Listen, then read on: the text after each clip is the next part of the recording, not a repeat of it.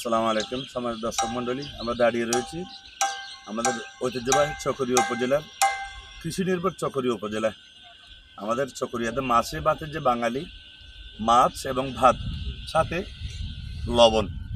আমাদের চকরিয়া থেকে যেসব উৎপাদিত পণ্য রপ্তানি হয় তন্মধ্যে চিংড়ি মাছ সারা পৃথিবী খ্যাত, বিশ্ববিখ্যাত আমাদের চিংড়ি মাছ। এত অঞ্চল এই এলাকা অধ্যুষিত হচ্ছে চিংড়ি ঘের। আমার ডানে হচ্ছে রামপুর মৌজা, ঠিক ডানের এটা হচ্ছে মাতামুহুরী নদীর অর্থাৎ উত্তর পাড়ে হচ্ছে রামপুর মৌজা, আর এই দক্ষিণ পশ্চিম পাড়ে হচ্ছে পালাকাটা মৌজা। হাজার হাজার একর জমি জুড়ে আমাদের বিভিন্ন ক্যাটাগরির সিন্ডিকেটের মানে কি এলাকা হিসেবে খ্যাত সৌদাগর গুনার পাদদেশ হচ্ছে পালাকাটা মৌজায়। ইতিমধ্যে নির্মিত পালাকাটা রাবার ড্যাম বহু বছরের লালিত স্বপ্ন ছিল আমাদের কৃষক কুলের। এত অঞ্চলের মানুষগুলো অনায়াসে চাষাবাদে তারা পানি সরবরাহে যাতে সুযোগ সুবিধা ভোগ করতে পারেন, যাতে অর্থাৎ আল্লাহ প্রদত্ত যে পানির নিষ্কাশন ব্যবস্থায় যাতে মানুষ সুবিধা ভোগ করতে পারে, সেই জন্য সরকার বাহাদুর ইতিমধ্যে পালাকাটা রাবার ড্যাম নির্মাণ করেছেন। পালাকাটা রাবার ড্যামের সাথে বাগবাজার রাবার ড্যাম, এর সাথেও পেকুয়াতে আরও একটা রাবার ড্যামের সাদৃশ অবস্থান রয়েছে।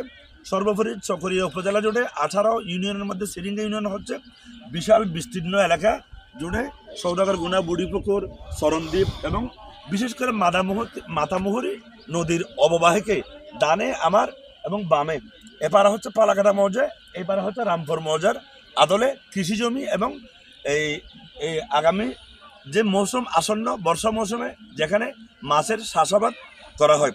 বর্তমানে যে মৌসুম আমরা দাঁড়িয়ে রয়েছে শীতকালীন মৌসুমের যাত্রাপথ নয়, অর্থাৎ একেবারে পৌষ মাসের কনকনে ঠান্ডায় আমরা বর্তমানে সমাজ দর্শক মণ্ডলী সহ চকরিয়া উপজেলার নির্বাহী কর্মকর্তা, চকরিয়া এই সহকারী কমিশনার ভূমি এবং চকরিয়া থানা প্রশাসন সহ সংশ্লিষ্ট যেসব দপ্তর কক্সবাজার এবং চট্টগ্রাম সহ সারা বাংলাদেশ সাথে এই সংযোগস্থল রয়েছে আমাদের এই পালাকাটা রাবার ড্যামের সাথে। বিশেষ করে পানি উন্নয়ন বোর্ড কর্তৃক নির্মিত এই যে ব্রিজ নিচে হচ্ছে রাবার ড্যাম।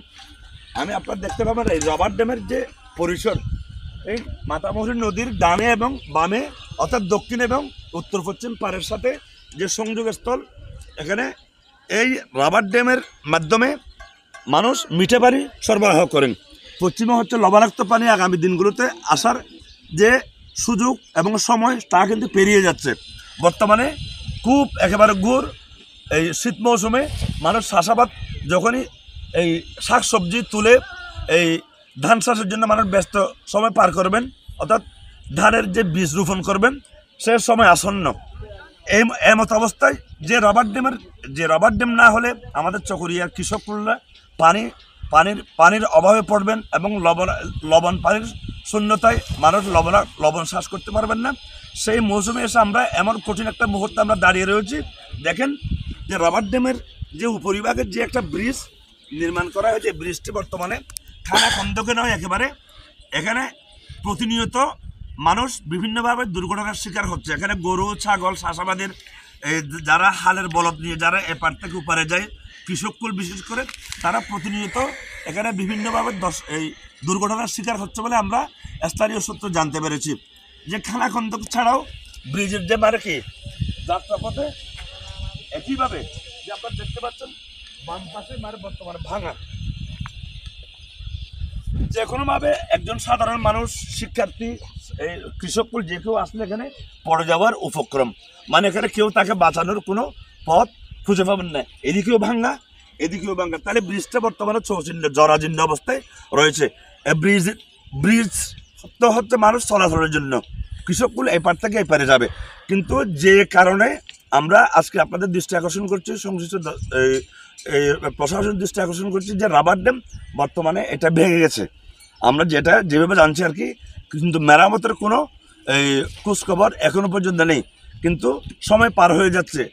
এই এলাকার কৃষককুল দাবি জানাচ্ছেন অচিরেই যাতে রাবার ড্যাম মেরামত করে, যাতে রাবার ড্যাম এই আগের মতো গত বছরের মতো যাতে সচল করা হয় তড়িৎ গতিতে, নইলে আসন্ন মৌসুমের লবণ চাষ এবং চলতি মৌসুমে যে শাকসবজি, অনেক শাকসবজি কিন্তু বর্তমানে মরার পথে।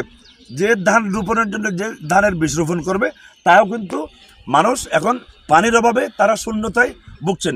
আমরা সংশ্লিষ্ট দপ্তরের দৃষ্টি আকর্ষণ করব ওসিরিয়া যাতে রাবার ড্যাম মেরামত করে সময়ের উপরে যে বৃষ্টি যাতে এই জরাজীর্ণ যে বৃষ্টি যাতে নতুনভাবে মেরামত করে মানুষের চলাচলের জন্য উন্মুক্ত করা হয়।